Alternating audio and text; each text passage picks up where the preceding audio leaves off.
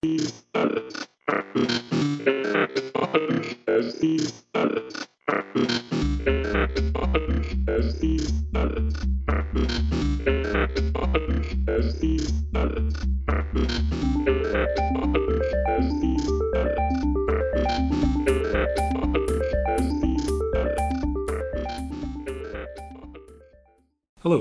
welcome to episode 2 of the Treehouse podcast. My name is Neil Scott, and with me today is Stewart, Norrie, Millar, and Rebecca Horner. Okay, thanks for joining me, guys. Thank you. So, in the interest of full disclosure, I think we should say this is the second time that we've recorded this podcast, thanks to a major malfunction last time.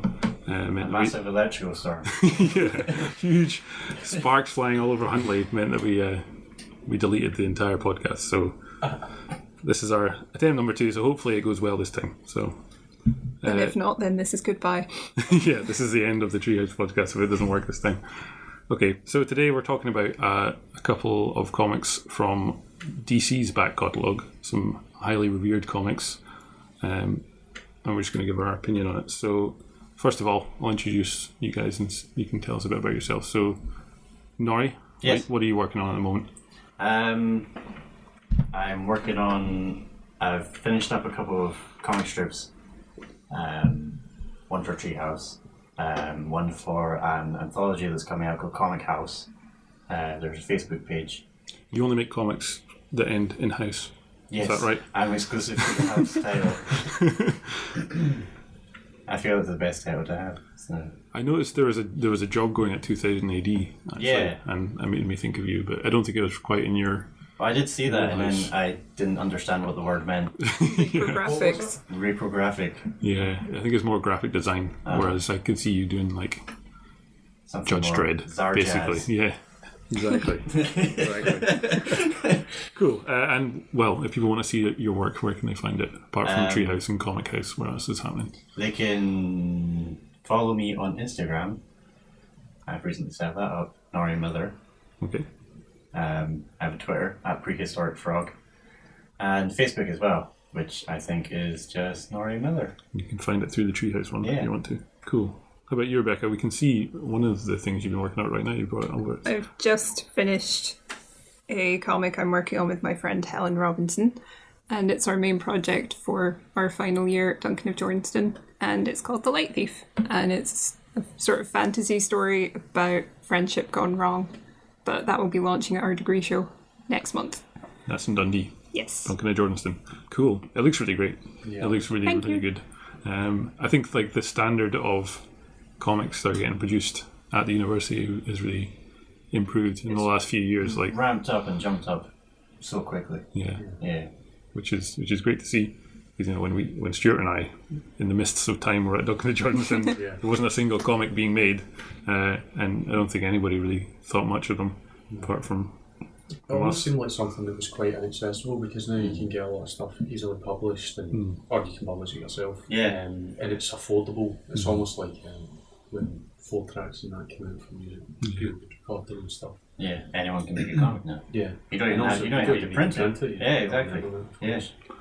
Yeah, and I suppose it's always been accessible, but it's just the knowledge that these things can happen easily. It seemed like a sort of more of a within the realm of big publishers was the only way to do it, or photocopied, and that was your only options. Yeah, it was either the high-end glossy floppy, yeah, like a better word, or the low-end trashy zine. Also floppy, but which in a is different also way. floppy, but in a different kind of floppy. So now we've got everything in between, the 2 floppy extremes and all the others in So the now middle. there's a medium floppy. Good stuff. Well, it looks great, and your other comic, Sol, is that going to be at the degree show as well? That's also going to be at the degree show. And I've got a third comic called Cheapy Magna, which Norrie has written, which is a sci-fi spoof comedy thing, which I'm finishing up just now. So is it the same story that was in Treehouse, or is it expanded? I've redrawn the 4-page one that was in Treehouse issue 7, and I've got another 4-page story and a 14-page one. Okay, so Sheepy Magna is going to be a kind of recurring character. Yeah. Yeah. A saga. Cool. It's ridiculous, and I love it. Well, I think people could tell that from the name more than anything. I hope so. don't know if you go into Sheepy Magnet expecting total seriousness. No. Cool. I'll look forward to seeing them. That looks great. Well, okay, so Norrie, do you want to introduce the first book that we're talking about today? Yes. Technically, it's 2 books. Okay. Yeah, because we made that mess of it. Decided to Stewart deleted it. delete it. Stewart deleted Batman Year One from existence last week, so we had to get a new book to talk about. You had to go on a time travel adventure to save it. Yeah, so the books are Batman Year 1 and Batman Year 100. Hey. Yeah. I picked Year 1 because I have a massive sort of crush on it.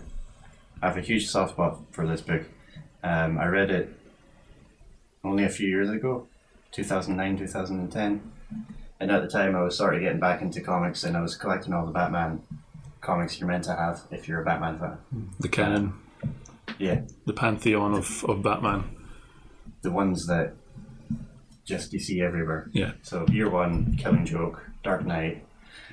Long Halloween. Is that regarded as a good one? I like it. I like it. Yeah. I like it. Actually, We'll say it is then. I don't think Yes. there's any Batman Yeah, scholars sure. to prove us wrong, so let's include that. Long Halloween. I haven't read Dark Victory, which I think is a sequel to that. But I actually read Long Halloween in art school. It was in the library at Dunkley Johnson. So that was a couple of... I remember when it came out and I bought a few of the issues back in whenever it was out. I remember that was the first time I was into comics. Ah. It was really good. That was in 1939. Yeah.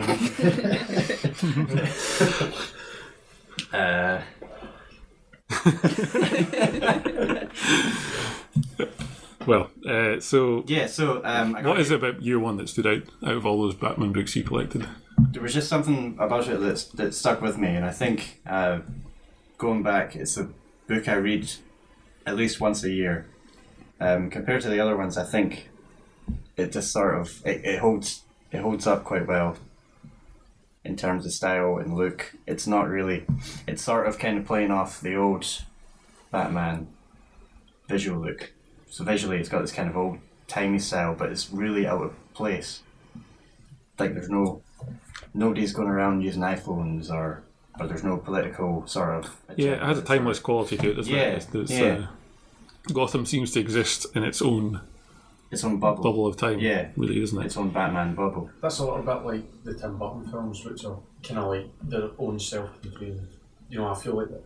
You know, it's a film set, of course, but you know, it feels like it exists only within.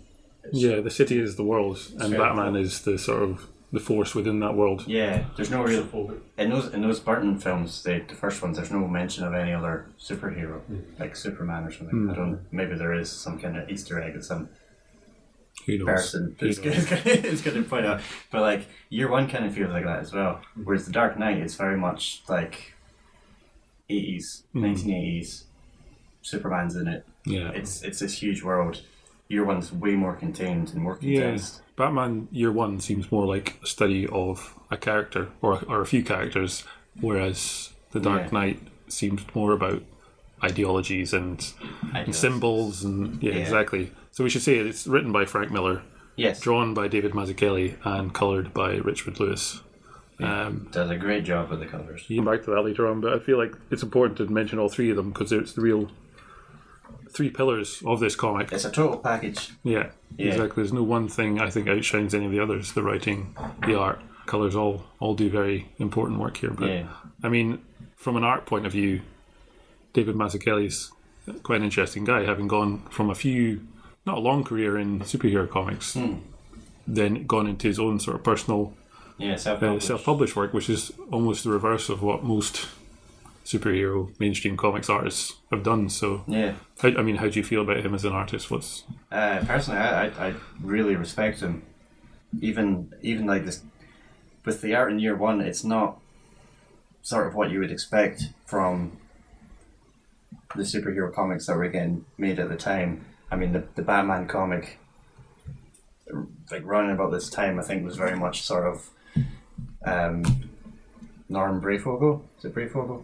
Greyfogle. I'm not sure of the names, but Stewart had them on his iPad, and we had a look at them, and the issues either side are very Yeah, I mean, I could hardly even look at them quick after reading this one because they seem so archaic in their style. It's so funny because I downloaded the 4 individual issues to read this, and they're just scans of the ones from the original time, and they've got all the adverts and letters and stuff in them. Right, yeah. And also, like you say, I sort of read a few either side of it, and the style is wildly different. I mean, you can see just in the first panel, in the first page there, when Gordon's coming into Gotham, you know, it's just so much more, I don't know, atmospheric is the right word, but it just, you know, the comics in the 70s and 80s could border on being a bit corny, you know, and this is just a tone completely set apart from that. It seems quite cinematic in some ways, and I know that can be a very overused word, especially now in the post Frank Miller comics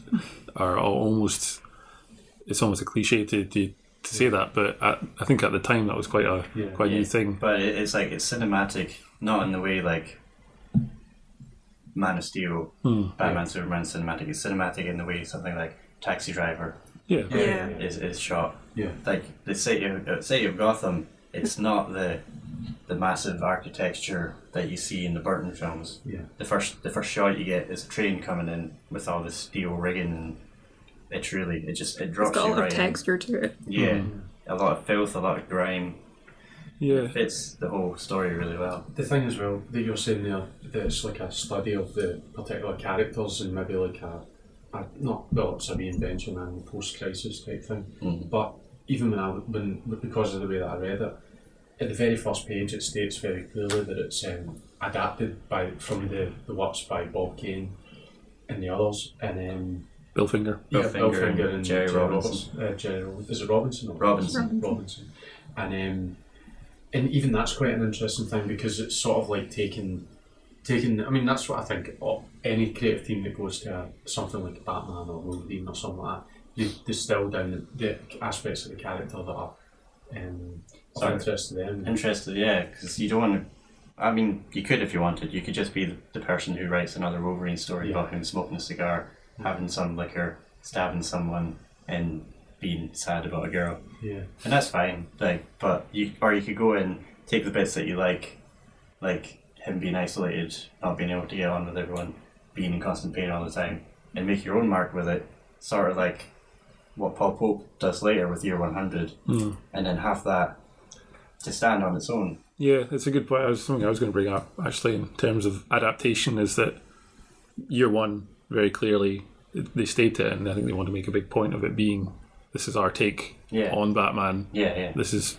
We're taking what was the good work that was done with their character originally, bypassing what had come later, perhaps, but then bringing it back to what they thought it was.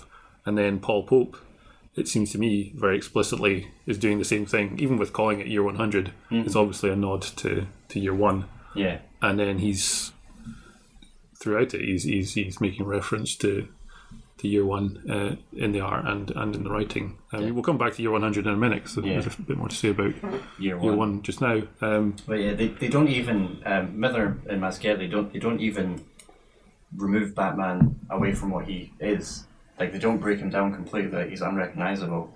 You know, they don't give him a mullet or, you know, give him cheesy one-liners and guns and stuff. They boil him down to what they think makes the character, his mysteriousness, his symbolism, the fact that he's just a man, but he's doing these crazy things. They take, when they boiled the Batman character down, they've boiled it down and then they've come up with Jim Gordon, and then they've gone, we've got this other character very similar, and it's Bruce Wayne. So like, they've not only reinvented Batman, Bruce Wayne character, they've done the same with Jim Gordon as well, and he's one of the main characters in this book, and he's one of the most sort of endearing. He's certainly probably the most human character in the. I mean, Batman really is not a relatable character to anybody because he's by definition he's an outsider. For one thing, he's in his Bruce Wayne incarnation, he's rich, he's part of the elite. And then in the Batman incarnation, he's, by definition, the outsider and the lone force for justice. So I don't think anybody can truly relate to Batman No. as a human character, whereas Jim Gordon gives you this very relatable, worn down but still quite righteous character. Yeah, they both come into the story trying to do the same thing. Bruce wants to bring he's got a revenge motive.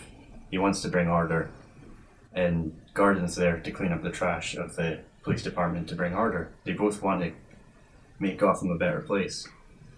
But Gordon's far more relatable, and he's not a perfect character either. He's so many flaws in his character, and that includes cheating on his pregnant wife, which is a huge kind of problem to have. It's very hard to forgive someone for that, to forgive a character, but you still kind of feel sorry for him. You kind of see it from his perspective, like him trying to fight how he's feeling, and he'd be like, I can't do this, but you sort of see it from his perspective as someone who cheats. It is a very masculine book. Yeah, you know, it's all about the male ego, really. I mean, what do you think of it, Rebecca? Obviously, as a woman, you could have a different take on it. I know it's primarily an action adventure story, so we don't have to bring politics. It's into one it of my too much. favorite Batman stories, and like I feel like it's one of the best portrayals of Gordon, just because he is so human in it, and he's not kind of. I feel like it would be more annoying if he was sort of perfectly moral, but because he does have flaws. Yeah, I don't know. That's what makes I'm drawn them to the characters human like thing. that. Yeah, exactly. That's what makes you like them, really, isn't it? You can't like somebody that's perfect completely. Do you know the thing that I think about when I'm reading this, because you know it sort of boils it down to a real person going out and trying to do this, and it doesn't. You know, he gets injured himself, and He's not good at it. Makes a right sort of balls of it at places, and ends up paying the price. And the thing is that he's actually a psychopath. You know, like he doesn't sleep. Yeah, I mean, it's like it's utterly crazy to be like that. Yeah, which is something I think that is made more explicit in Year 100. In some ways, Year 100 is basically Year 1, but everything's been ramped up to maximum. Like you don't even see Batman as Bruce Wayne. No, I think there's maybe one panel when he doesn't have his mask off, but you never see his face fully. When he is unmasked, which I thought was really cool. Yeah, and he only seems to be functioning as an entity when he's in the costume. And like I think they only mention him being Bruce Wayne at the very end. Well, maybe we should introduce this a bit more. Yeah, sure. Clearly, so Batman Year 100, sort of a 4-issue series by Paul Pope, and I think coloured by Jose. I'm going to butcher this. Villarrubia. I think that's a good attempt. Jose Villarrubia. Jose Villarrubia. Yeah, that'll do. We'll edit that. Year 100 plays on Year 1. Also meant to be 100 years since the original Batman first came to Gotham. So it's set in the future. Don't remember the exact date. 2039. Yeah, 100 years since. So 1939. 2039. It's way. The action's way ramped up more than Year 1 is. They're completely different books. I guess if going back to cinematography, if Year 1, say Year 1 was Alien, then Year 100 is Aliens. Yeah, for sure. Yeah. But it's a lot more bombastic in its presentation. There is a story. It's sort of a suspense story. There's a mystery going on. Batman has to solve it, but that's not the main thing. Yeah, it's a conspiracy type thing, isn't it? There's, Batman gets caught up in something bigger than he first suspects, and it goes from there. I mean, Paul Pope's another interesting artist. Somebody who's kind of got quite a bit of a fine art background, as far as I'm aware. Yeah. And sort of like I don't know how to approach more of like a punk rock aesthetic. Yeah, it reminds me of somebody like Jamie Hewlett, that kind of artwork. Yeah, very scratchy, very kind of not exaggerated. Outsider, but No. on the fringes of things. To see somebody like Paul Pope get a Batman book is crazy. It's quite unusual. Yeah, It's like seeing Jim Mahfood drawing Captain America or something. yeah, it's definitely something that was quite experimental for mainstream comics. Yeah. some people. Well, I think it works really well. Some people might disagree. Well, but I think what that do comes you down think to of it as a book, not just the artwork? What do you think of it as a story? As a story, I think it. I'm not going to try and be eloquent about it. I think it's really cool. It's again like year one. It's reinventing Batman for sort of a different generation. It's got more in common with something like Ghost in the Shell than it does with older Batman stories, gritty noir. This is much more action. People have implants. The whole reason they don't know, they can't find Batman is because he has no implants, and the Gotham City police force are bamboozled by this. They can't understand why somebody would be not on the grid, not on any kind of register, have nothing. Yeah, it's very concerned with privacy and kind of the ideas of being monitored by the state. That's kind of the central idea behind what's going on here, isn't it? Yeah, and it's sort of, it doesn't really go into great depths of like complete control, like totalitarianism, police state and stuff, but you get sort of glimpses. The Gotham City Police Department's fractured into different squads, teams, and they're all in this really bizarre kind of football. Yeah, they've got like sports uniforms on, haven't they? Yeah, which I thought was a really interesting part to the visual design. Actually, I thought that was cool. I didn't really understand what was going on at first, but then once you grasp that these are teams of police, that are basically in conflict with one another, it was quite interesting. I was going to say something there for a second, but I've forgotten what it was. So I quite liked it. Actually, I wasn't expecting to like it because you know that way that. I hadn't heard much about it before it was mentioned, but I really actually came to. I didn't really like the first issue, I have to admit. But you know that way that when you start reading something, and you've got to get used to how it's drawn and how it's paced, and I reread it. I read it twice, and I certainly didn't feel that the second time because I was in the zone with the way it's drawn and written. I found some of the. Initially, some of the language took me out it. There was a lot of sort of. How did I sent you a message about it while I was reading it because I thought I used a term that was like jaggy or something. I can't remember exactly what it was. There's a lot of unfinished sentences. There's a lot of. I got the impression he was trying to build up this sense of confusion because nobody really finished what they were saying in the first issue. Sort of on edge. Yeah, it's definitely so fast, but and something I noticed as well is apart from Batman's little squad of friends, there's basically no other. There's no normal people, and in the sense there's no civilian people. Which I guess ties into that idea of being under an oppressive system because basically there's Batman, there's the police. And there's the government officials, and everybody else is just hidden from sight. Yeah, very rarely we see an actual regular person. I felt like it owed a lot to year one in its kind of pacing and structure and the way it went about. But then it, as you say, as the issues went on, it seemed to find its feet and become its own thing. Yeah. From that point, I think the first issue, some of the writing in particular, was almost like Frank Miller-esque. Without quite reaching it, but it definitely borrows a lot of the symbolism from year one. Talking about the idea of Batman, the symbol of Batman. This is meant to be 100 years since Batman first arrived in Gotham. It can't possibly be the same person being Batman. So it's like who carries on the mantle of Batman. Yeah, I like how that was never explicitly explained, though. Yeah. Oh yeah, you know, I spent a lot of it theorising. Because like near the beginning. When he's hiding in the apartment with the kid and he sort of stops and looks at the Superman doll and I had a brief moment of thinking maybe Superman's taken over and then kind of later on I can't remember who else I thought might have been him, but really like who it is doesn't really matter because it's Batman as they say it has simplified it's the it right Batman down to as they describe him. I don't think anybody questions him apart from himself. He's always the Bat Dash Man of Gotham, which is an interesting technique as well because it makes him seem less like a man as well. Because even just putting in that dash, I mean, that wasn't the Batman, wasn't that the way it was originally, Bat Space Man? Yeah. And so to do that sort of like makes you realise that it's, you know how it's funny because I've probably told you this before, Neil, but certain words there's a pub in Johnson, right? Sorry to go a lot off topic here. There's a pub in Johnson called the Thorn Inn, right?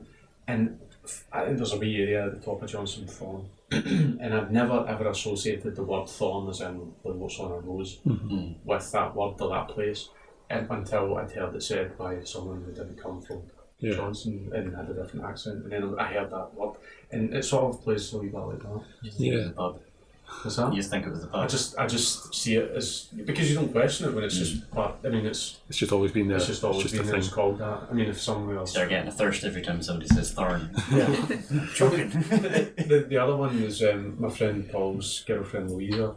She's from Germany, and Paul supports the Mirren football team, and they used to play at Love Street, and I never thought about that as the word love until she would coo and go, "Oh, Love Street." Paul always says that Scottish football is the friendliest because you get St Mirren that play at Love Street and you get the heart. Everybody just loves each other in Scottish football, don't they? I used to live on a street. There's a street in Dundee called Blackness. Yeah. And I would say, like, people would be, "Where do you live?" "Blackness Road." And they're like, "Blackness?" Yeah. Oh my god. Yeah, exactly. Never thought of it, yeah. The Blackness Library. Yeah, oh. The big book of the dead. That's somewhere Alan Moore would go, isn't it? The Blackness Library. But I have to say, I thought it was quite interesting to compare this to something like Batman Beyond, which I'm a fan of as well. I can't remember the timeline for Batman Beyond. It's probably a wee bit more futuristic. I'm only kind of aware of I saw the first film, like the feature-length animated series of it. Was it the Joker's one? No, I can't even remember. I know the start. I know, like, there's a little bit of crossover because Bruce Wayne is alive. Barbara's quite old. Yeah. So he's an old man, so you kind of get the impression it's Barbara's sort of late 50s.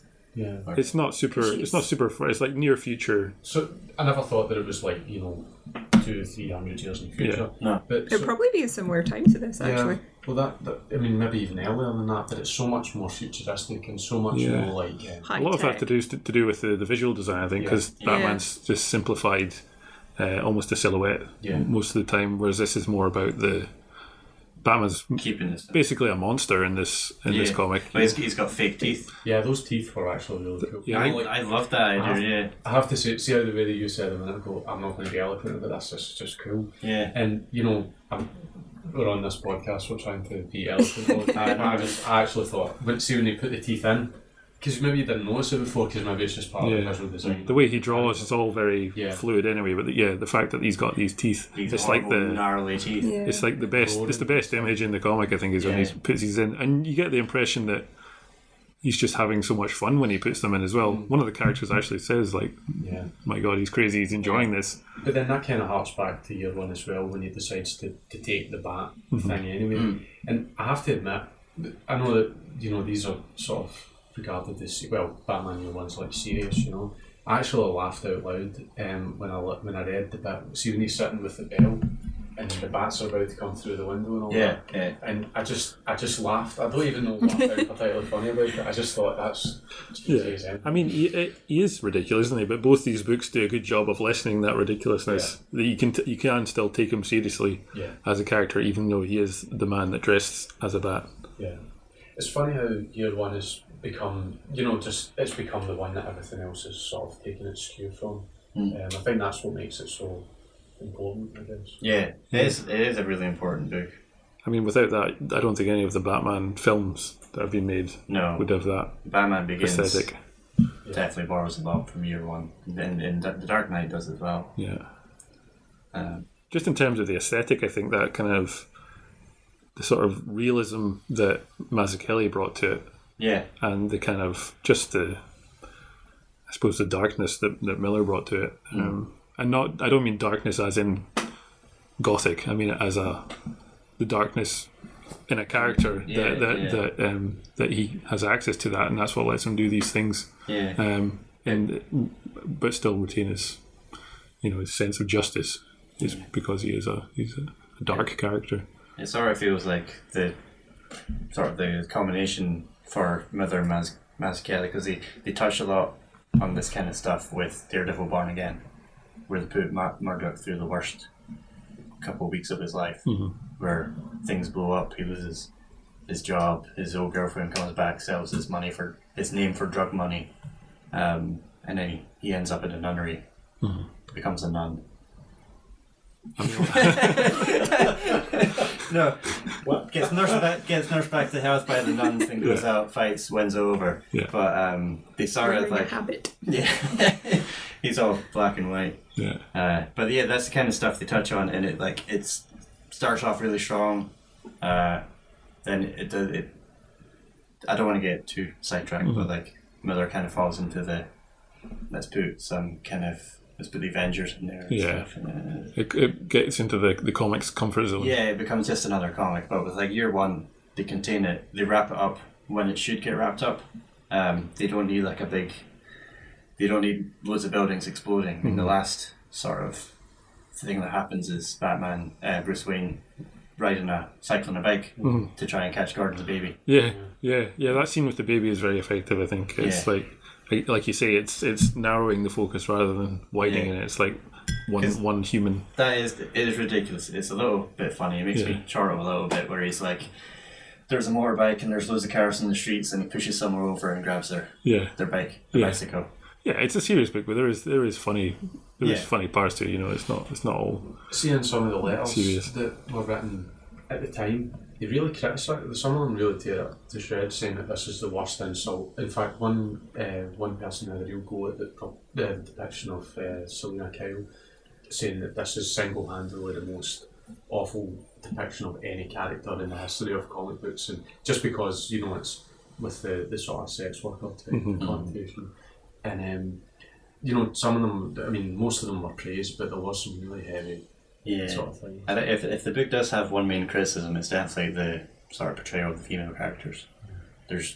There are strong women, but they're sort of pushed to the side, and they're either sex workers, adulteresses, or pregnant women that can't not doing very much. That can't defend themselves. Yeah.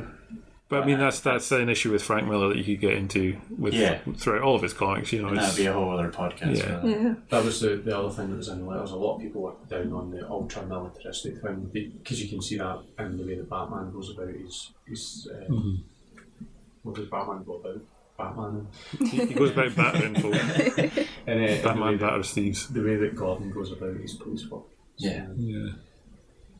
Well, that's some good points, I think. I want to come back and talk a bit about the colouring in both these issues, but I'm going to wait until we've spoken about our next comic and bring it back to that, because I think there's quite a lot to say about those things. Cool. But we'll maybe take a wee break there, unless anybody else has any final points they want to make on Batman Year 1 and Year 100. Yeah, read Year 100. Year 100's cool. Yeah, I'd give it a recommendation. I wasn't too sure when I started, but it definitely won me over, and his artwork is pretty phenomenal. I got sucked in by the artwork sort of instantly. It's one of a kind. You won't see anyone else, but you'll see people try to rip it off, but you won't see anyone do work like this in a mainstream. Yeah, for sure. Well, you probably won't now that I said that. Well, only really in Paul Polk's other work. There's Battling Boy, which I read, which is really good in his other Batman stories. And he's definitely an interesting artist. Worth checking out. See do you know how, and sorry to just bring us back, but see in this book, the 100 one, see at the end with the kind of supernatural kind of element, that was something I didn't really like, with this, what is it, psychic stuff. The telekinesis. Yeah, well, I kind of took that to be like sort of suspension of disbelief. Maybe like there's a third eye thing going on, and he's got augments to sort of enhance that. Yeah. But it does, for a book that's like based with technology, it does kind of come out. I don't know, and do you know how now, like, this is what I don't like about sort of mainstream superhero type comics, and it's that, like when what was it that happened to Spider-Man when he revealed his identity back at the Civil War stuff? He revealed his identity, and then Reed Richards made up some technological thing that wiped every. When they sort of when things like that are built into the story, it's so absurd that it's called the Fantastic Four. It's supposed to be fantastic and out there. But there's always limits to the logic of the story you're reading, and when something goes outside that, it's quite jarring. That goes from like making one mistake, making something that's ridiculous, and having to fix it with something even more ridiculous. Plus, I guess kind of with Batman, the whole point is that he doesn't have any powers. like his is all technology because he's rich. Yeah, yeah. I agree. I don't know if that psychic character was really necessary, but you know, it's not a huge flaw with an otherwise entertaining story. In terms of the story, it fits. I don't know if it fits the world totally. Yeah. It would be cool if you had found another way to sort of solve that problem. Yeah. Or even just like the implants, like him being able to tap into people's implants or something. Yeah. Yeah. I guess they needed an obstacle for Batman that he couldn't just punch his way out of. But Yeah. I did notice that later on, when he's confronting this guy, he doesn't seem to have any psychic abilities then. So Nope. it comes and goes, and it's definitely a weaker part of the device. story. He did have his head smashed against the wall. Though, That's true. Maybe he broke his brain. Maybe a There you go. like that. We figured that out. Cool. All right. Well, we'll stop there, take a wee break, and then we'll come back and talk the next book. Okay. Nice. I know what Ben is. Welcome back. We're going to talk about our next book now that Rebecca has chosen for us. So, Rebecca, do you want to introduce it? Yeah. I've chosen Daytripper by Fabio Moon and Gabriel Ba, which might be how you pronounce their names. And it's coloured by Dave Stewart. And it's basically a story about life. Each issue is a day in this guy's life. His name is Brass. He's an obituary writer. And it's sort of, each chapter is a different point in his life where, depending on how things go, he could have died. So he dies of each issue. So, for instance, even though he's introduced as like an adult, I think he's in his 20s, and he's working for this newspaper, one of the chapters is him as a child. And he has his first kiss, and he dies. Yeah, and it's not chronological, is it? His age and his point in life kind of jumps about from story to story. And it kind of takes sort of pivotal moments from life that I think most people would be able to relate to. Yeah. So why did you choose this one? I found it like extremely profound when I first read it, and it sort of stayed with me. And I was a bit worried about rereading it because, as I said last week, I tend not to reread comics because it's sort of tied up with what was happening at the point where I read it. So if there's one that I really like, it's because it kind of, there was something I could really relate to at that point in my life. That's interesting, actually.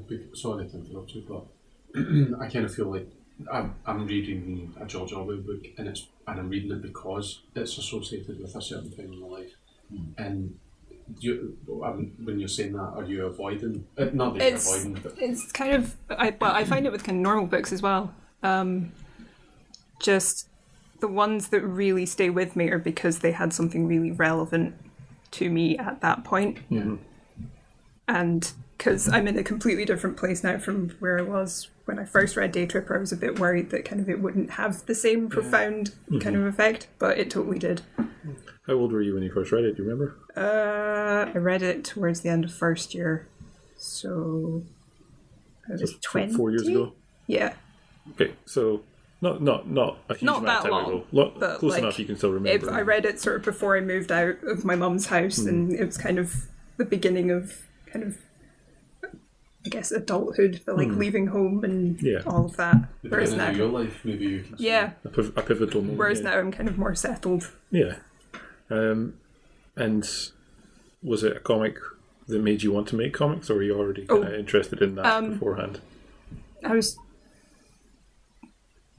not sure what the point was when I decided that I thought I could make comics, because it was something I would like to do, but I always thought, you have to be really good at all of these things before you can do it.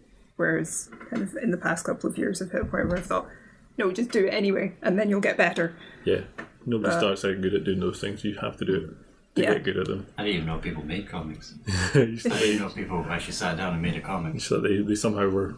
Yeah. They just existed. Computers. Yeah. It's kind of the way you look at films before you realise that films are authored things. They're just like there's somebody behind the thing that you're looking at. You see Back to the Future and you just think that just happened at some point. Yeah. And this is just, I'm just seeing what happened. And then only later on do you realise it's actually, it's fiction. I could do this. Yeah, exactly. I might be really bad at it to begin with, but I can do it. Yeah. But like artistically, it is a big inspiration because the two of them are kind of two of my favorite artists anyway. Yeah. So I kind of follow, like, if their names are attached to something, then I will seek it out and read it. So I was trying to look as I went through because it's kind of split up. It was like 12 issues or something, wasn't it? Yeah, In the 10 or 12. I think it's 12. Well, whichever, it doesn't really matter. But was it? They both did the artwork, or they kind of worked the story out through I've drawing, never and then been somebody completely made the sure work? about how that works. You can sort of tell the art style changes. You It can does, kind of. yeah. I'm beginning to notice a difference in how they draw it, but I'm Yeah. not sure what their Yeah. process is. If there's anyone listening to this that's familiar with Casanova by Fraction and is it Ba or is it Moon? It's Ba, I think. They'll recognise some bits of Right. it, Okay. and you can tell it's been drawn by him. But the style, they They work really well together. Yeah. Are they brothers? Yeah, they're twins. They're twins. Yeah, I thought so. Because they've obviously got a strong connection. There was times when I felt like the quality of the artwork went through. I think there was one particular. I think it was not the last issue, but the second to last issue. There I felt is one that was feels a little bit rushed. a bit, and that may just be to do with timing. Yeah. We talked about this in the last podcast about how an issue by issue structure can have a little bit of a. Or 2 pages of just black. Yeah, that was the one. It was just there was just it wasn't that the drawing was bad. It was just I got so used to the kind of level of detail in the comic, and then it just dropped out. This is sort of more of the Casanova style Right. that's in that book. Okay. It's sort of a thin. It's not quite Band Destiny, but it's Yeah. like a clear line, thin style compared to the rest of the book, which is this beautiful Yeah, line it's very work. painterly in the rest of it. I just Yeah. felt a little bit jarring. And I know that the style changes and it changes to reflect what's happening in the story. Or But like yeah. the face.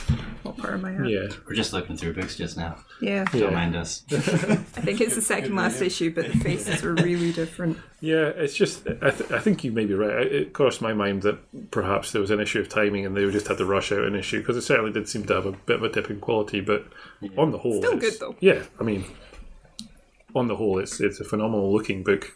It's superbly drawn. So you kind of touched on what it's about. Did those themes still resonate with you Oh, yeah. on the second reading? Yeah. Yeah.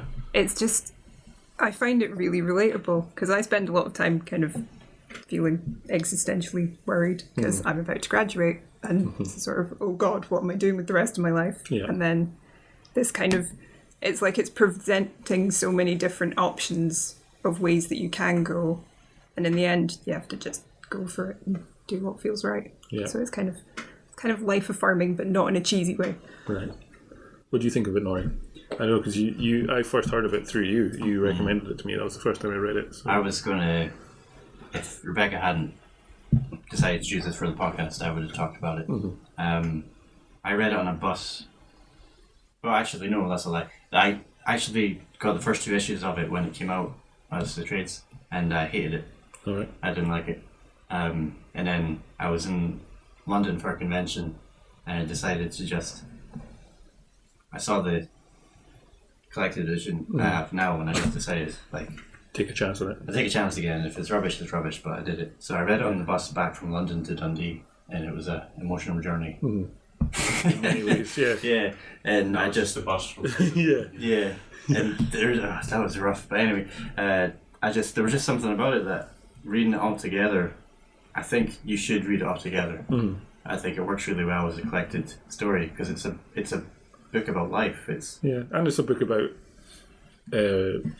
novels in a way as well. Yeah. Like the father figure is a novelist. Yeah, and Ras is a novelist as well, and it has that novelistic structure to it. You know, it's in chapters. Each part is very definitely a chapter. Yeah, So I think That's you're right. great. it all sort of comes to an end. Yeah. I guess if Like you were all picking books do. it up as single issues, it would kind of seem like a self-contained thing because Well, each issue has a clear end because it's the end of his life. I saw it. I saw the cover. I was like, that looks amazing. I have to get that. And then he dies at the end of the issue. And I was like, what? Well, now I have to get the second one. And he died at the end of the second issue. And And at that time, I was just like, well, I'm not going to buy it if he keeps dying. That was what turned you off it Yeah. at the time. So I put it away, and then that was it. I was kind of disappointed, which was daft, stupid, because when I picked up again, like, I physically, it sounds ridiculous, I can't read it in one sitting without crying. And it's like, there's just a couple of really emotional parts in there that's just, they get me. There's the chapter with his father, where it focuses on his wife and his son, and he's not even in it. Yeah. But he's such a presence, much like his father was throughout his life. But in a totally different way. In a totally different way, and it's just, there's the last page where he's just, well, not last page, last day of class, where he's talking about the letter that his father sent to me, and it gets me every time. And there's a bit where he's talking about the obituaries for the plane crash victims. But a big part, and a big turning point in the book is there's a plane crash, which his friend may or may have not been on.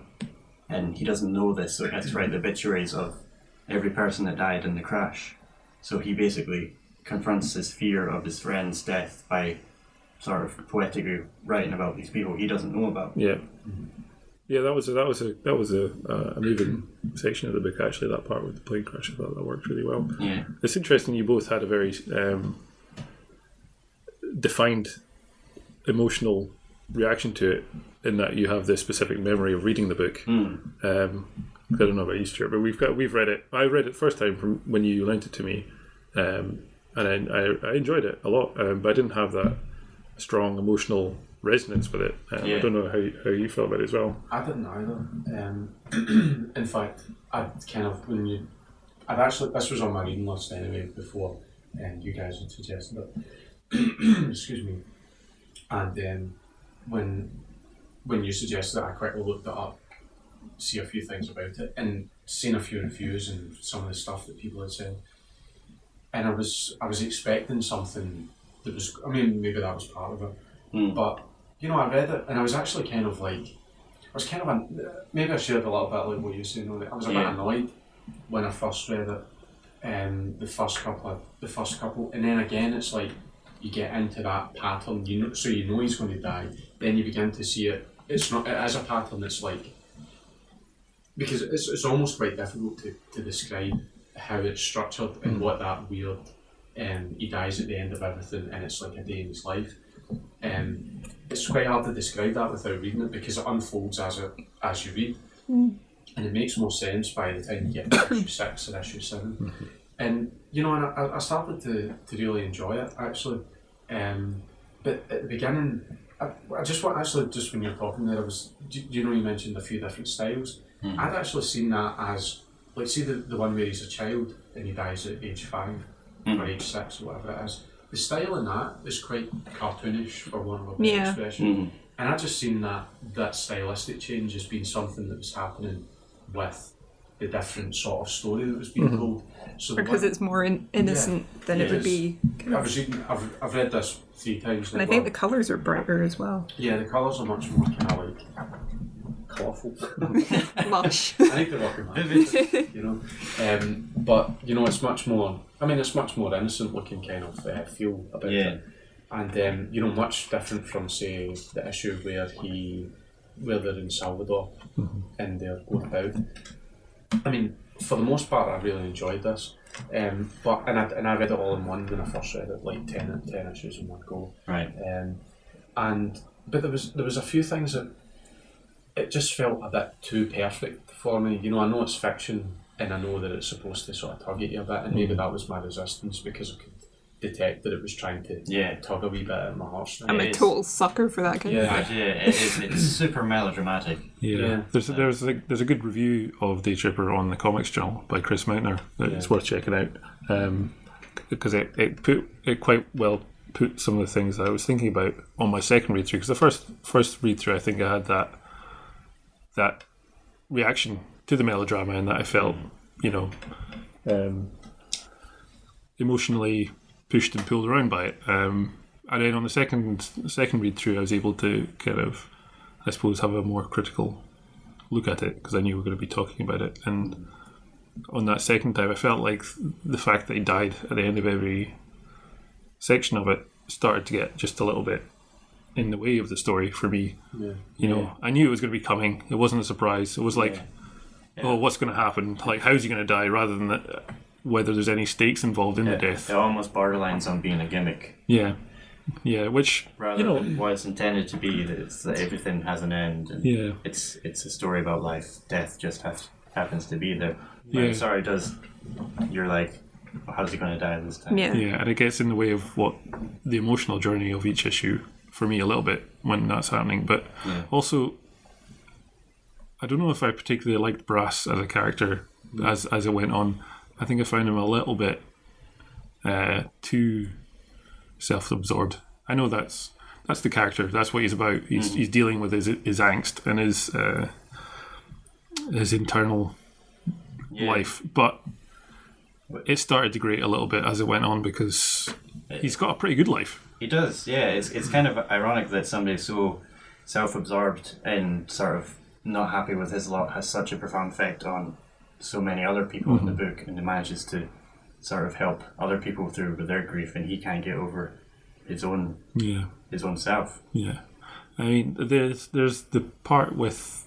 I don't think it really matters if we give away any kind of spoilers here. People will probably have read this book if they're listening to it. But there's the episode where his friend, what's his friend's called again? Jorge. Yeah, he has just gone completely bananas and gone and is living in the desert. He's had a brush with death.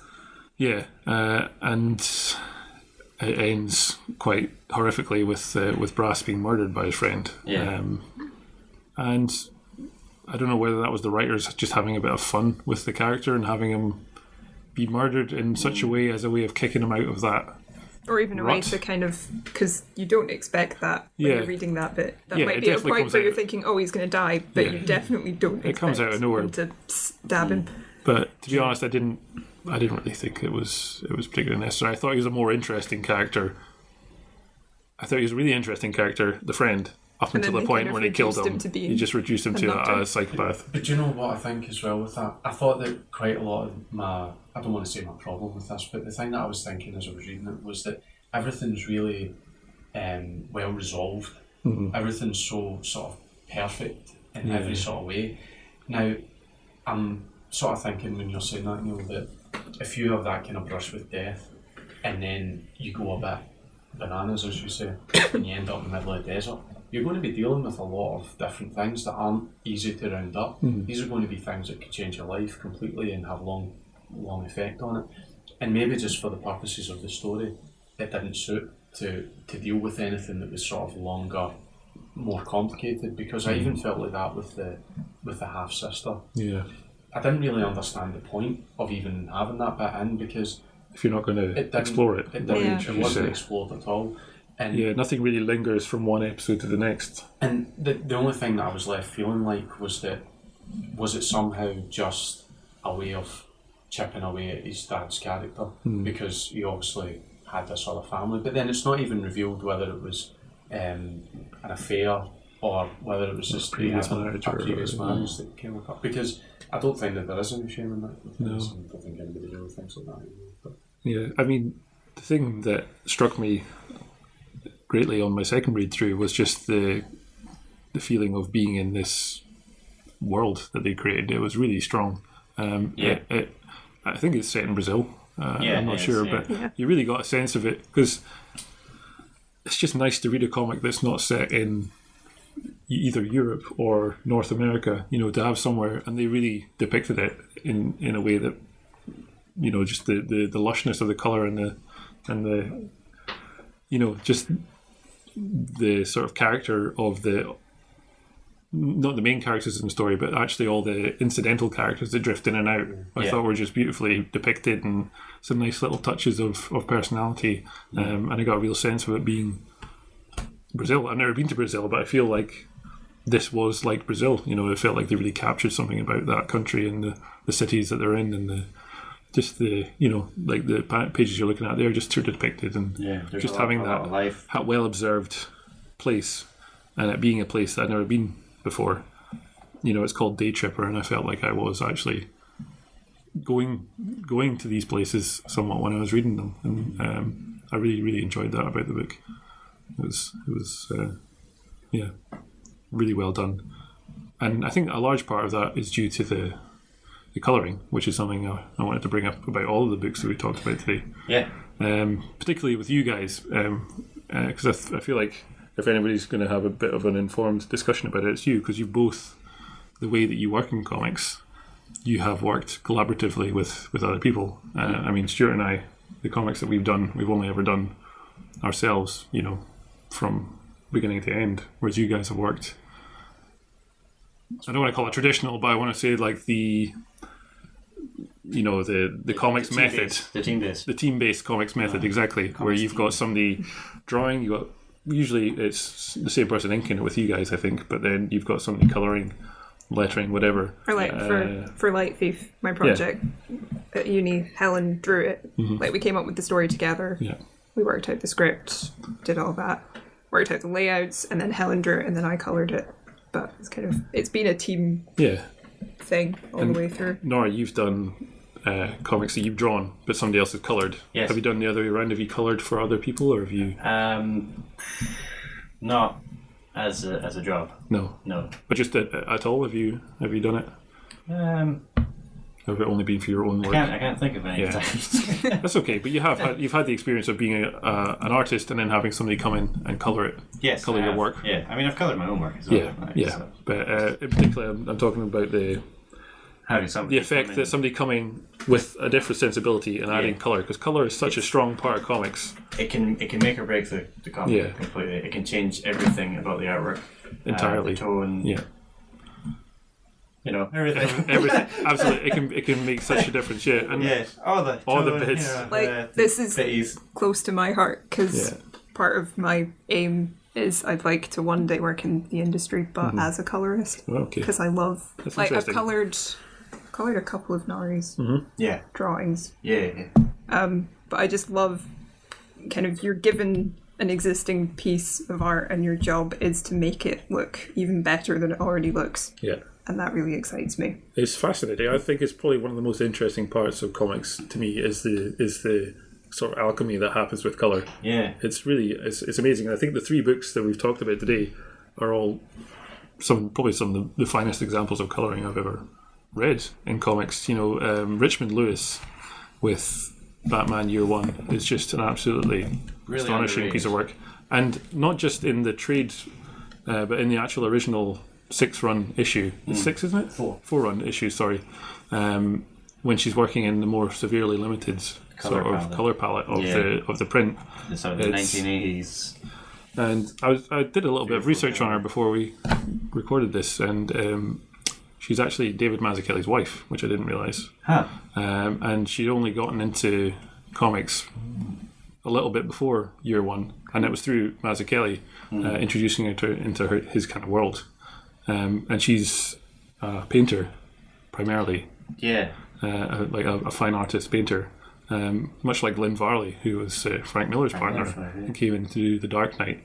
And I think those are 2 examples, like those 2 Batman comics are 2 of my favourite examples of colouring ever.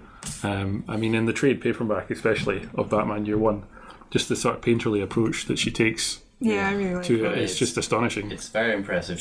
She took the initiative to go back and hand paint each page entirely.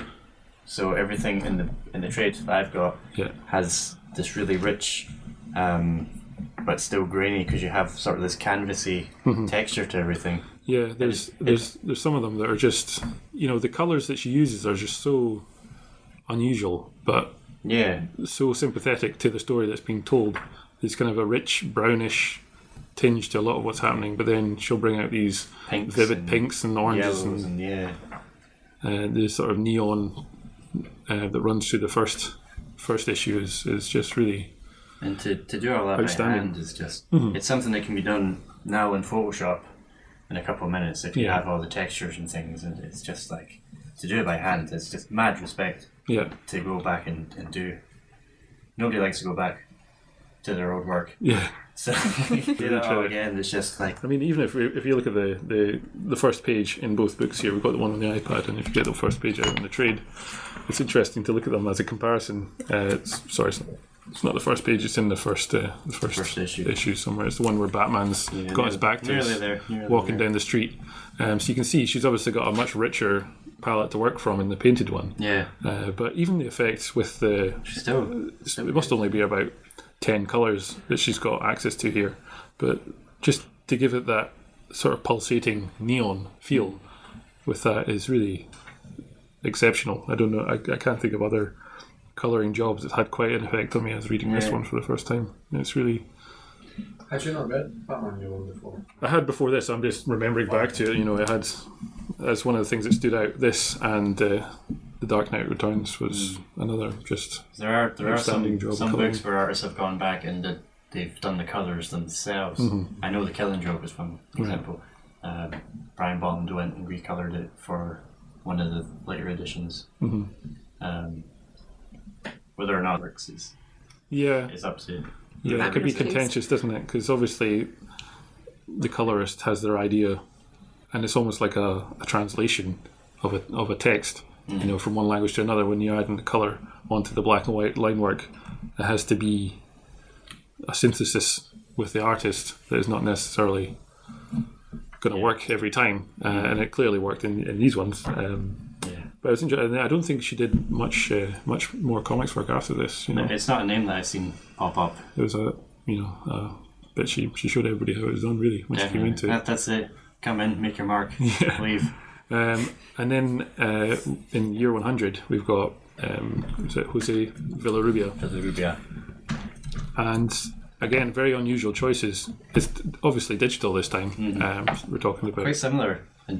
I think again when we're talking about adaptation, he's clearly looked at the work that Richmond Lewis has done in year one and worked off it, but then with a more of a sci-fi spin on it. Yeah, a lot more kind of glowing effects for tablets and technology to sort of say what kind of time period you're in. One thing that stood out to me is they've got this sort of dirty beige ground that all the pages are on. I don't know if you noticed that between all the panels. It's not a white page, it's all this sort of beige. It's a grimy looking colour. Yeah. Which I don't know if it's beige. Yeah, it was kind of greeny to me. What? It's an unusual colour. That this It's the same colour as your shirt. Yeah, dirty. Dirty beige. But I think that's a very deliberate. There seems to be a very deliberate choice to give it that, just to ground it in this really grubby environment, and it's quite a neutral colour, so it helps all those vivid electrical sort of sparks stand out. Do you know? See, with one thing that maybe turned me off a little bit with Year 100 regarding the colouring was the kind of quite obviously digital, and you know that way that I'm not accusing this book of this at all. But when these things are used very simply or just without taking your own, excuse me, like using the preset colours. The preset colours, I can't speak. But the kind of thing that I mean. Like sometimes I maybe feel like it looks digital, but then that's hard to say because something that was maybe done with brush looks like it was done with a brush. Yeah. So I feel like there's a lack of finesse sometimes with the digital colour. Yeah. Well, on that note, I mean, Dave Stewart on Daytripper, I feel like he's like an unsung hero. I mean, I know he's really well recognised in the comics world. He's a superstar. But, when people talk about the authors of the books, they don't often talk about the colorist. And I think without him, this book would be nowhere near as effective as it is. It's comparable to the cinematographer in a film context, because no one really ever talks about the guy that's operating the camera. But, they're the people that get all the jobs, but they don't necessarily get the awards. I mean, he has just made this. Dave Stewart has made this comic come to life. I think absolutely. Without it, there's a lot of detail which he has added purely with color. Underwater scenes have rays of light that weren't there in the art before. And I'm pretty sure it's digital, but he is using that finesse that you're talking about and giving it his own touch. It's got a character to the color, which is really, you don't often see that. It's the way that I feel about it sometimes is that there's just a lack of synchronicity between the elements, and maybe that's just the nature of that, because like you're saying, when it works fantastically. But I'm not saying any of these books particularly, I just mean when you see something like, and someone's drawn it, someone's coloured it, and someone else has put the words to it, and someone's even lettered it, different, and sometimes It could be a real disconnect at times, can't it? Yeah. It's almost like, when things are built up in Photoshop, you've got layers. It's almost like those layers aren't actually cohering with one another. You want to read the story. You don't want anything getting in the way of you reading it. Yeah. Sometimes It could be competitive somewhat. they're just made mechanically to get the book out, and it's distracting. But These I think all three of these examples have really worked well, though. I mentioned to you guys before when we were talking about these subjects, there's a great round table that was shared on the Comics Journal, which was with about a dozen well-known colorists in comics, and just talking about how they go about their work. And I thought it was really interesting because it's, like I said before, it's kind of an underserved element of the industry in terms of the amount of publicity and the amount of and just talked about. I don't know if you want to talk to us a little bit about how you go about it with the Light Thief here. I mean, how did you approach colouring a book that somebody else has drawn?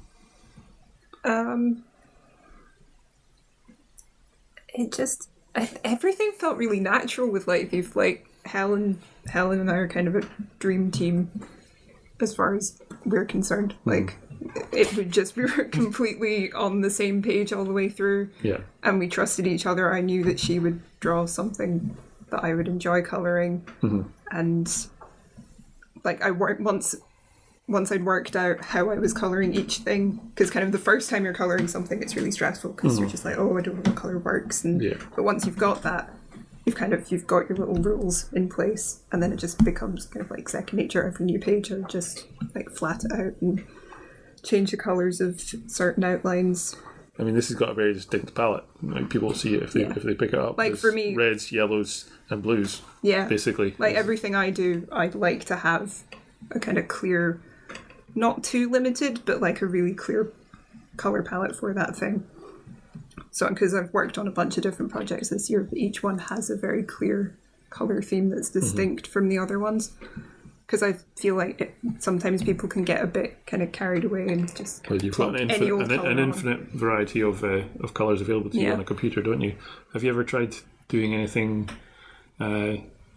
with physical materials, painting I haven't like coloured anything traditionally, but I sort of do kind of textures. Okay. And then scan them in and then use them as overlays. I mean, in your preliminary work as well, when you're just kind of working out a colour palette, would you work with paints and you tend to sketch a lot in colour.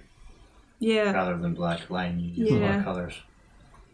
Colour seems to be the first thing that I think about in most things. Yeah. Like when I was drawing Saul, it wasn't a case of inking then colouring. I would sort of get to a point and I thought, well, I know what the colours are. Kind of partly as a time-saving thing, but partly because I would enjoy looking at this more. If it was in colour, I would just sort of dive straight into the colour palette that I picked. Yeah, I mean, Norrie, with your own comics, you've done a couple of coloured things here. I mean, how would you approach it? Do you have a specific idea of what colours will do when you come to your comic, or is there more of an intuitive kind of step-by-step process where you'll just see what works on the page? I just throw it down and I have see what happens. That's cool. No, I have no idea what to do when it comes to colour. I just try and see what happens, and sometimes it works. Yeah. And if it works, then I go with what's working. If it doesn't, then I don't let anybody see it. Yeah. So it looks like I know what I'm doing. Yeah. I remember in this. We unravel it. I just make it up as I go. I remember in that round table when they're discussing it. I can't remember his name, but it was the guy that coloured Watchmen, and he was saying how he was looking. This is pre-computers, and he was talking about how he was looking at film and photography and how light bounces off skin and different textures. And because obviously, when you're working with comics, you're working with a flat piece of paper. Yeah, it's probably going to be white paper. It might be a different colour, but you're trying to generate texture, tone, reflection, and everything with a flat two-dimensional piece. And then obviously you could approach it like a painter like Richmond Lewis, or you could go purely digital. But sometimes I just see like a photograph of something with just a really nice colour palette, and then I'll save it, just keep it and kind of refer to it. Yeah. I just think it's probably one of the most powerful tools you have as a comics as a comics maker. Like But it's one of the most invisible as well when you're reading it, if you know what I mean. Yeah. It can kind of get under the skin and into your reading of the story. I will buy a comic I haven't read if the colours look nice. Yeah. I think it's like inking, you know, if something is really terrible inking, it stands out. Yeah. But if it's good, if it's doing its job properly, you don't notice it. Like with lettering as well. Yeah. Like you always notice bad lettering. Yeah, definitely. The colours in this, I mean, there is a really strong sense of colour, and you know, it dominates the whole thing. And I'm looking at it and I'm wondering, you know, when your colours replace some of the drawing, and the draw, like, so it's almost inked in colour. Yeah. For want of a better expression. Is that what's happened, or have you added these bits? Some bits. I seen a fish. That was more. Yeah, they're kind of light creatures called Yeah. sparks, and they're all fish. And I changed Helen's outline. Okay, so Of that those. was drawn in whatever pen or pencil. Well, she drew them all digitally as well. Oh, okay. This is completely digital. Okay. But whereas on pages where Spectre has like a red line, I've added that just to make it kind of stand out more. I guess that's an interesting thing then, that you guys have worked entirely digitally, so it's not like you're taking a physically drawn line, separating it out and adding a digital colour behind it. You're actually, It's you all know, it's all digital. over one, and I wonder maybe that's partly why it works a bit better. I don't know, just a theory. Did you just send the file back and forth each other? Yep. Yeah. That's like, I was so excited to get it actually printed because this is the first kind of physical entity of it. Because we've been sketching things all along, but there hasn't been anything finished on paper until now. Yeah. Sorry. On you go. Thank you. I think that's really important to have a conversation between the people that are working on the book. Yeah. Because people are always saying, like, the writer writes it and they talk to the artist, and a really good combination is when they're almost just having a conversation with you. Like, Yeah. throwing ideas, and it's like the Marvel bullpen. You're like, yeah, that's great, fantastic. You've got to do that for the colorists as well. You Yeah. absolutely have to. With Helen and Rebecca, like, they're friends already, so they trust each other. They know what each other's capable of. If I was working with somebody and sending the colours on, I would want to not get in the way. I would never tell someone what to do, but I'd like to sort of be with them as they go along, and if they have any questions, you know, just like, Yeah, it should be a back and forth, really. it should be, yeah. Like, it shouldn't just be, here's my stuff, put your stuff on it.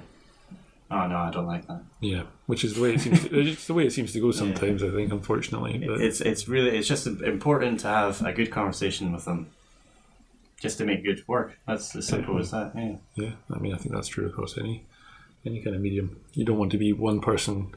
If you're working with another person, you want it to be a collaboration. You don't want it to be. Yeah. Nobody wants to be told what to do when it comes to the creative. I know I don't.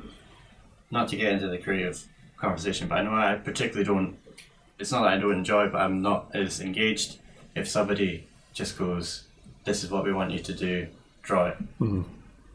Sure, I'll draw it, but it won't be to the best as it could have been if I was 100% spirited to be involved and to help make it. That's part of what I like about, like, you've written Cheapy Magna for me, and I have a script of this is what happens, but I've totally ignored bits. Yeah. And I'm allowed to do that, which is nice. Because I think, I could stage this better, or, like, this needs more space for this particular... And you say to me, how about we do it like this? And I'm like, yeah, that works.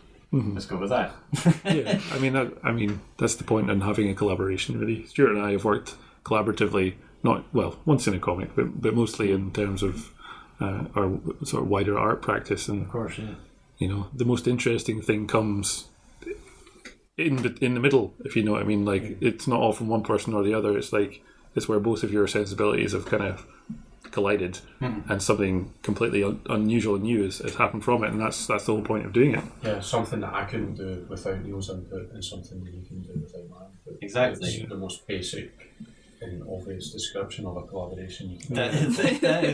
But And it it's works. so true because, you know, and you know when it works because prior to that, at working with you, I never thought I could ever work with anybody because I never thought that anyone could contribute anything to what I did because I'm arrogant. and I never trusted anyone with my ideas to share them. Yeah. I'm always a bit nervous about working with somebody for the first time because it sort of is like, because ego can get in the way and that can just completely kill it. But it's sort of like making a new friend for the first time. You'd hope so, anyway. Yeah. Hopefully not an enemy. That would be the worst. Oh yeah, that'd be bad. Yeah. But I mean, like it's going to be a good collaboration when you're talking about the idea, and you have your idea in the head, which is amazing, and nobody can touch it, and they come along and their ideas are. They're better than what you have. You don't mind that. You're they like, touch your idea and they make it better. Yeah, and you're okay with that. Yeah.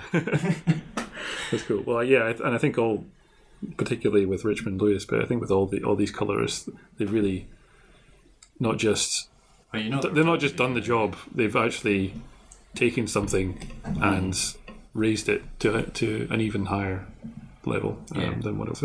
As we can tell. As far as we can tell, yeah. The thing that stood out to me the most about that round table is that none of them, I think Matt Hollingsworth sort of got into colouring when he was still studying, but none of them set out to be colourists. They were doing something else and they sort of fell into it. Whereas I think now, because in the past couple of years they are starting to put colourist names on books, and you've got people like Dave Stewart and Jordi Belair and kind of people becoming known for that, it's kind of making it more accessible. Yeah. Because I'm setting out as this is something I want to do because it's something that you can do. Yeah, it's kind of like what we were saying earlier when Norrie, you said you didn't even realise that comics were a thing that could be made. Yeah, physically made. When it comes to colouring, I think it's just more obvious now that is something that is a big deal and it can be done as an art form in its own right. So hopefully that'll mean we'll get even more exciting and interesting coloured comics, and hopefully it'll mean that you'll be able to pursue that career further down the line. Nice. You've shown some fine examples so far, so more colour. Keep on the good work. Yeah. Not in Treehouse though. We can't afford it. No. I coloured my cover. That's I'm true. happy with that. That's true. Work on your pages. Yeah. Keep it grey. Yeah. Cool. Well, I think that's been quite an interesting discussion about these books. Cool. Any closing thoughts from any of you? Comics are cool. Comics are cool. All right. Well, we're currently working on the next issue of Treehouse. Hopefully we'll have that out fairly soon. But we'll see you all on the next edition of the podcast. Cheers. Cheers.